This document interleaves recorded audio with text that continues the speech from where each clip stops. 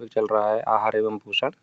उसमें मैंने last class में एक क्वेश्चन पूछा था कि प्रोटीन और ऊर्जा की कमी से होने वाला कौन सा रोग है।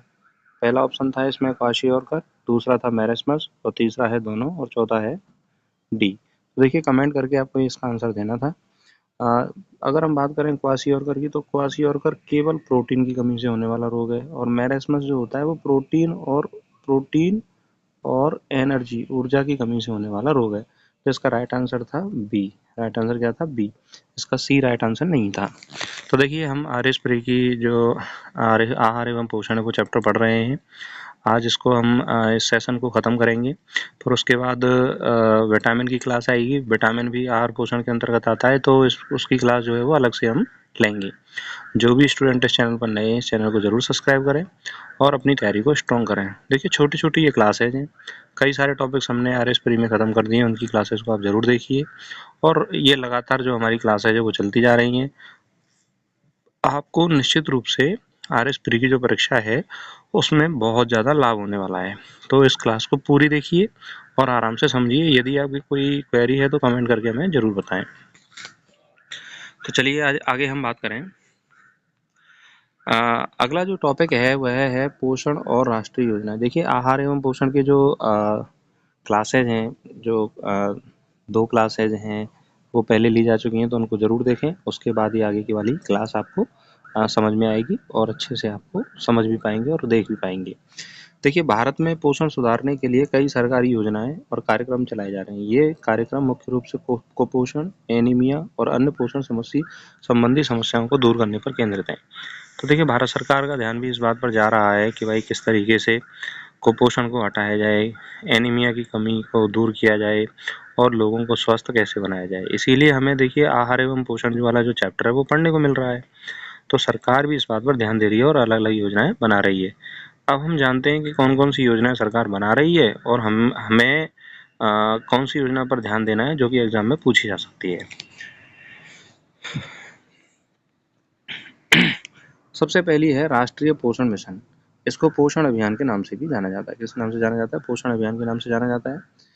इसकी शुरुआत हुई है 2018 में। इसका उद्देश्य क्या है? देखिए इसका उद्देश्य है कुपोषण की दर को कम करना। यानी कुपोषण का अर्थ होता है कि भाई व्यक्ति भोजन तो कर रहा है लेकिन उसको संपूर्ण पोषक तत्व तो नहीं मिल पा रहे हैं, तो उसे हम क्या बोल रहे हैं? कुपोषण। तो सरकार का ये प्रयास है कि आम जनता तक इस तरह की भोजन सामग्री को उपलब्ध कराया जाए कि अधिक से अधिक पोषण प्रदान किया जाए। तो उससे कुपोषण की दर क्या होगी? कम होगी।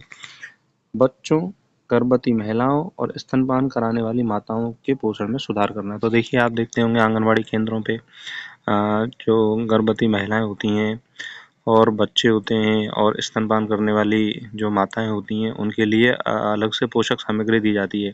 उसका उद्देश्य यही होता है कि वह पोषण प्रदान करना जिससे बच्चों में, महिलाओं में पोषण तत्वों की कमी ना हो और कुपोषण की दर को कम किया जा सके।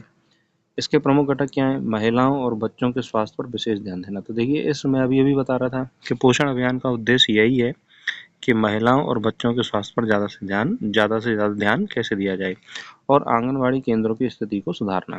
तो हमारे जो आंगनवाड़ी केंद्र हैं उनकी स्थिति को किस तरह से सुधारा जाए, यह मिशन राष्ट्रीय पोषण मिशन का क्या है? उद्देश्य है। और इसकी शुरुआत कब हुई है? 2018। तो देखिए इसकी डेट इंपॉर्टेंट है और ये क्यों शुरू किया गया है ये इंपॉर्टेंट है परीक्षा की दृष्टि से। आप इसे याद रखिए, 2018 में शुरू किया गया है और इसका उद्देश्य क्या है? कुपोषण को कम करना। आगे हम बात करें एकीकृत बाल सेवा योजना ICDS, एकीकृत बाल विकास योजना, इंटीग्रेटेड चाइल्ड डेवलपमेंट स्कीम। इसकी शुरुआत की गई थी भारत सरकार के द्वारा 1975 में। इसका लक्ष्य क्या था? बच्चों के शारीरिक एवं मानसिक विकास में सुधार करना। यानी बच्चों का शारीरिक विकास कैसे हो और बच्चों का मानसिक विकास कैसे हो, इसमें सुधार करना इसका लक्ष्य रखा गया। गर्भवती और स्तनपान कराने वाली महिलाओं को पोषण समर्थन देना। तो जो महिलाएं गर्भवती हैं और स्तनपान कराती हैं उन महिलाओं को पोषक पदार्थ उपलब्ध कराना। और इसी का देखिए एडवांस वर्जन कहा जा सकता है पोषण अभियान को, राष्ट्रीय पोषण मिशन को। अभी हमने जो पढ़ा है पहला, इसमें सेवाएं कौन कौन सी हैं? पूरक पोषण दिया जाता है, टीकाकरण कराया जाता है बच्चों को, और बच्चों की और महिलाओं की समय समय पर क्या कराई जाती है? स्वास्थ्य जांच कराई जाती है, जिसके आधार पर जो भी दवाएं हैं जो भी पोषक सामग्री है वह आम जनता को उपलब्ध कराई जाती है। तो एकीकृत बाल विकास योजना में शुरुआत जो है वो कब की गई है? 1975 में। और इसमें जो मुख्य लक्ष्य क्या है? बच्चों का शारीरिक विकास करना और मानसिक विकास में सुधार करना। और यह भी कहीं न कहीं पोषक पदार्थों की उपलब्धता से संबंधित है और कुपोषण को दूर करने से संबंधित है। आगे हम बात करें मध्याह्न भोजन योजना, मिड डे मील स्कीम। इसकी शुरुआत 1995 में हुई है। देखिए ये क्वेश्चन पूछा जाता है कि मिड डे मील जो योजना है इसकी शुरुआत कब हुई है? 1995 में। इसका उद्देश्य क्या है? विद्यालय में बच्चों की उपस्थिति और पोषण स्तर में सुधार करना। यानी विद्यालय में बच्चों की उपस्थिति को कैसे सुधारा जाए और पोषण स्तर में कैसे सुधार किया जाए, इसका उद्देश्य होता है। प्राथमिक और उच्च प्राथमिक विद्यालयों में मुफ्त भोजन उपलब्ध कराना। तो देखिए जितने भी हमारे प्राइमरी स्कूल्स हैं, अपर प्राइमरी स्कूल्स हैं, उनमें जो लंच टाइम होता है उसमें जो भोजन उपलब्ध कराया जाता है वो मिड डे मील योजना के अंतर्गत कराया जाता है, जिसकी शुरुआत क्या है 1995 में की गई थी। तो इसका उद्देश्य भी क्या होता है? इसका उद्देश्य होता है कि बच्चों को वो पोषक पदार्थ उपलब्ध कराए जाएं जिनका ग्रहण करके वह अपने कुपोषण को क्या कर सकते हैं? कम कर सकते हैं और उनका मानसिक विकास भी हो सकता है और शारीरिक विकास भी हो सकता है। आगे हम बात करें अन्नपूर्णा योजना। देखिए अन्नपूर्णा योजना के लाभार्थी कौन है? ये मोस्ट इम्पोर्टेंट है, वरिष्ठ नागरिक और वंचित वर्ग। तो इसके ये लाभार्थी कौन है? वरिष्ठ नागरिक और वंचित वर्ग अन्नपूर्णा योजना के लाभार्थी हैं। इसका लक्ष्य क्या है? इसका लक्ष्य है वृद्ध लोगों को सस्ता और पौष्टिक भोजन उपलब्ध कराना। तो जो भी वृद्ध लोग हैं उनको सस्ता और पौष्टिक भोजन उपलब्ध कराने के लिए अन्नपूर्णा योजना की क्या की गई है? शुरुआत की गई है। और इसके लिए लाभार्थी हैं वरिष्ठ नागरिक और वंचित वर्ग। आगे हम बात करें मातृ वंदना योजना। देखिए मातृ वंदना योजना की शुरुआत जो है वो 2017 में की गई है। और इसका उद्देश्य क्या है? गर्भवती और स्तनपान कराने वाली महिलाओं को आर्थिक सहायता प्रदान करना। आर्थिक सहायता से अर्थ ये है कि कुछ धनराशि प्रदान करना जिससे कि उनको आर्थिक रूप से मदद मिल सके। और स्वस्थ पोषण के लिए जागरूकता उत्पन्न करना कि भाई यह जागरूकता उत्पन्न करना कि भाई जो भी महिलाएं हैं और गर्भवती महिलाएं, स्तनपान कराने वाली महिलाएं हैं, उनको वह भोजन तो ग्रहण करना ही चाहिए जो उनके लिए आवश्यक है। तो उनको पोषक तत्वों की उपलब्धता की ओर जागरूक करने के लिए मातृ वंदन योजना की शुरुआत की गई थी 2017 में। आगे हम बात करें प्रधानमंत्री पोषण शक्ति निर्माण योजना, पीएम पोषण योजना। देखिए ये इम्पोर्टेंट है। इसकी शुरुआत 2021 में हुई है। इसका लक्ष्य क्या है? इसका लक्ष्य है स्कूली बच्चों को गुणवत्तापूर्ण भोजन कराना और पोषण स्तर में सुधार के साथ साथ शिक्षा को बढ़ावा देना। तो ये दोनों ही बातें इम्पोर्टेंट हैं कि पीएम पोषण योजना की शुरुआत कब की गई है? 2021 में। स्कूल में जो बच्चे हैं उनको गुणवत्तापूर्ण भोजन उपलब्ध कराया जाएगा इस योजना के तहत। और पोषण स्तर में सुधार के साथ साथ शिक्षा को भी बेहतर बनाया जाएगा इस योजना के तहत। तो इस योजना की शुरुआत कब की गई है? 2021 में। चलिए आगे देखते हैं राजस्थान में पोषण संबंधित कौन कौन सी योजनाएं चल रही हैं। देखिए सबसे पहली है मुख्यमंत्री निःशुल्क दवा योजना। इस निःशुल्क दवा योजना में क्या होता है? दवाओं के साथ साथ पोषण संबंधित सप्लीमेंट उपलब्ध कराए जाते हैं। तो दवा तो दी जा रही है, लेकिन किस तरह से पोषण अच्छा हो सकता है, तो वो सारे सप्लीमेंट भी मुख्यमंत्री निःशुल्क दवा योजना में उपलब्ध कराए जाते हैं। तो कहीं ना कहीं सरकार का ध्यान है कि जो भी नागरिक हैं उनको पोषण उपलब्ध करवाया जाए। दूसरी है पालनहार योजना। देखिए इम्पोर्टेंट है ये पालनहार योजना, ये पूछी जा सकती है परीक्षा में, इसको याद रखिए आप। पालनहार योजना क्या है? अनाथ और वंचित बच्चों को आर्थिक सहायता प्रदान करना।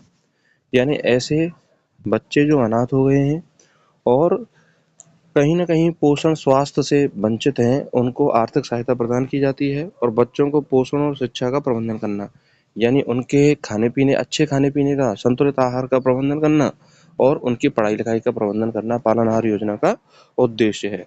तो एक तो हो गई मुख्यमंत्री निःशुल्क दवा योजना और दूसरी हो गई पालनहार योजना।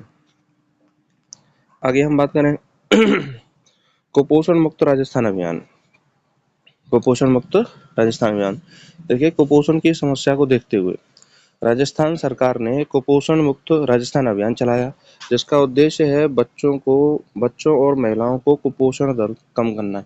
यानी बच्चों, जिस तरह से भारत सरकार ने पोषण अभियान के तहत बच्चों और महिलाओं में कुपोषण को कम करने का लक्ष्य रखा गया, तो उसी तरीके से कुपोषण मुक्त राजस्थान अभियान के तहत बच्चों और महिलाओं में कुपोषण दर को कम करना इनका लक्ष्य रखा गया। समुदाय स्तर पर पोषण व शिक्षा देना।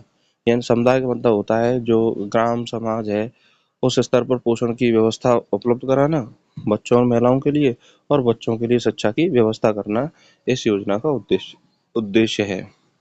तो कुपोषण मुक्त राजस्थान अभियान के तहत इस कार्य को किया जा रहा है। आगे हम बात करें अनुपूरक पोषण कार्यक्रम। अनुपूरक पोषण कार्यक्रम का उद्देश्य क्या है? आंगनवाड़ी केंद्रों पर पोषण युक्त भोजन उपलब्ध कराना। तो जो भी हमारे आंगनवाड़ी केंद्र हैं, उन केंद्रों पर पोषण युक्त भोजन कराना इसका उद्देश्य है। अनुपूरक पोषण कार्यक्रम का इसका उद्देश्य है। और तीसरा है इंदिरा रसोई योजना। यहाँ देखिए, इंदिरा रसोई योजना आपसे पूछी जा सकती है।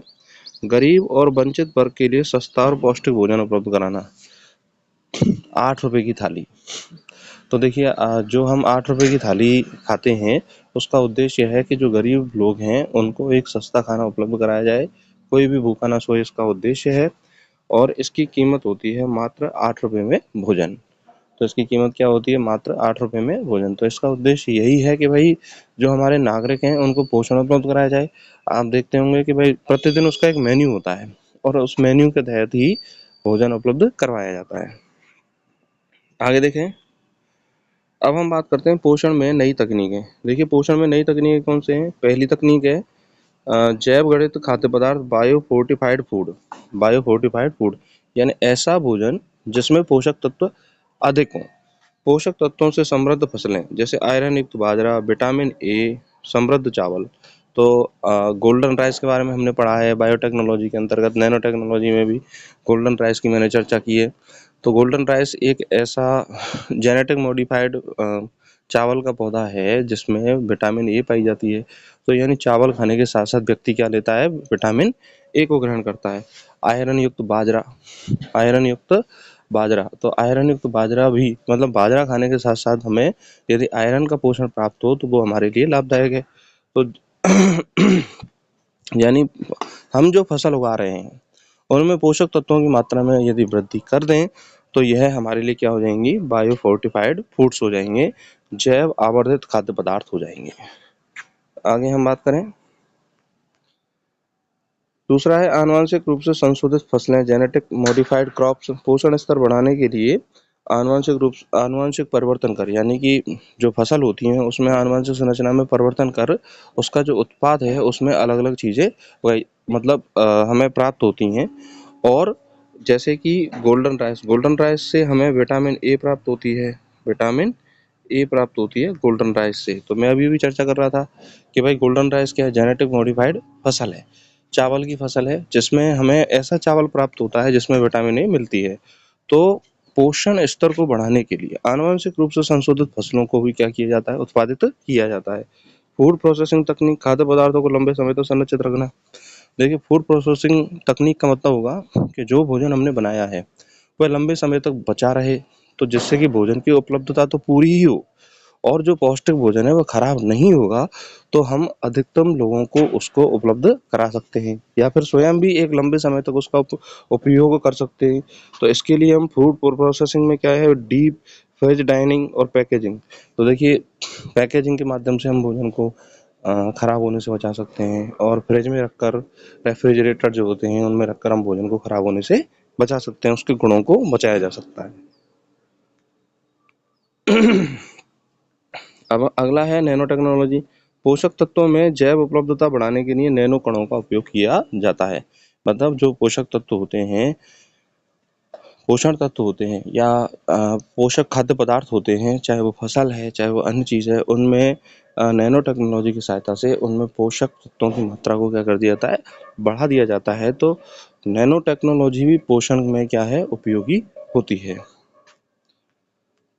अब देखिए, हम बात करें पोषण सुधार के लिए क्या क्या सुझाव होने चाहिए। यानी कि वे सभी सुझाव जो हमें यह इंडिकेट करते हैं कि पोषण स्तर को कैसे सुधारा जा सकता है। सबसे पहला है संतुलित आहार को दैनिक जीवन में अपनाएं। यानी जो भी व्यक्ति अच्छा पोषण युक्त भोजन लेना चाहता है तो वह संतुलित आहार को दैनिक जीवन में अपनाए। संतुलित आहार का मतलब ऐसा भोजन जिसमें सभी पोषक तत्व उचित मात्रा में उपलब्ध हैं। उन पोषक तत्वों को क्या है? वह अपनी दैनिक जीवन में खाने में उपयोग करे।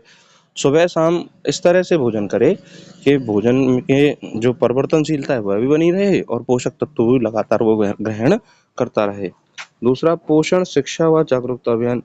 यानी आम नागरिकों को देखिए भोजन तो करते हैं लेकिन पोषक तत्व ले रहे हैं उनका ज्ञान नहीं होता, तो पोषण के प्रति शिक्षा दी जानी चाहिए और आम नागरिकों में जागरूकता अभियान चलाया जाना चाहिए। घरेलू बगीचों में पोषक फसलों का उत्पादन। देखिए जो हमारे आसपास की जगह जो खाली पड़ी रहती हैं या हमारा यदि कोई एक ऐसा कोई खेत है जहाँ पर हम ऐसी फसल उगा सकते हैं जो पोषक तत्वों से भरपूर हो, रासायनिक खादों का प्रयोग ना किया जाए और हम जैविक खाद का उपयोग करके उस फसल की उत्पादकता को बढ़ाएं, तो वह जो फसल है उसका जो उत्पादन है वह हमारे लिए पोषक तत्वों से क्या होगा, भरपूर होगा। खाद्य अपव्यय को रोकना, यानी जो खाने का जो खर्चा होता है बेकार फालतू का, जैसे बड़ी बड़ी शादी विवाह होते हैं उसमें खाना जो है ऐसे ही बच जाता है, या फिर घरों पर भी अगर हम उचित देखभाल ना करें तो खाना खराब हो जाता है, तो उसको भी अगर रोका जाए, यानी पोषक तत्वों से युक्त भोजन है यदि खराब हो गया तो वह हमारे लिए कहीं ना कहीं क्या है, हानिकारक रहेगा और हमारे लिए लाभदायक नहीं रहेगा। तो खाद्य अपव्यय को रोकना भी पोषण के सुधार के लिए क्या होता है, जरूरी होता है। सरकारी योजनाओं का बेहतर क्रियान्वयन।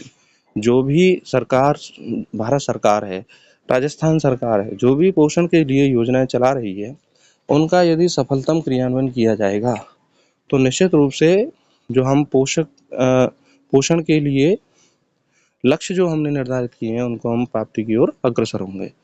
तो इस तरह से दोस्तों हमने आहार और पोषण छोटे छोटे पार्टों में इसको फिनिश किया। अगर आपने पहले वाले पार्ट नहीं देखे हैं तो उनको जरूर देखिए, तभी ये आपको क्लास समझ में आएगी और उन तीनों क्लासेस को आप आसानी से देख सकते हो। छोटी छोटी क्लासें हैं, ज़्यादा बड़ी क्लासेस नहीं है, आसानी से समझ में आ जाएगा आपको और एक लंबे समय का कोई मैटर नहीं है।